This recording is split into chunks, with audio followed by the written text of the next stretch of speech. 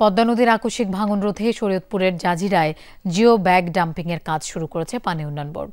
সকাল থেকে নদীর তীরবর্তী এলাকায় ডাম্পিংয়ের কাজ শুরু করে তারা, তবে স্রোত ও আবহাওয়াজনিত কারণে ব্যাহত হচ্ছে কাজ। এদিকে ক্ষতিগ্রস্তদের মাঝে শুকনো খাবার ও নগদ অর্থ বিতরণ শুরু করেছে স্থানীয় প্রশাসন।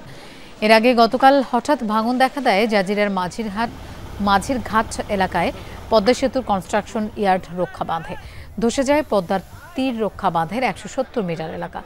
হুমকির মুখে মাঝিরঘাট বাজার সহ আশপাশের ৩টি গ্রাম। বাঁধ পুনর্নির্মাণ ও দ্রুত পুনর্বাসনের দাবি জানিয়েছেন ভুক্তভোগীরা।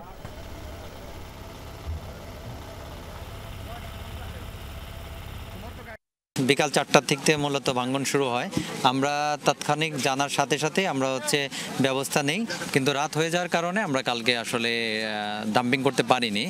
আজকে সকাল থেকেই জিও ব্যাগ ফেলা হচ্ছে এবং এটা ভাঙন রোধের জন্য এটা কন্টিনিউয়াসলি এটা ফেলা হবে আর কি।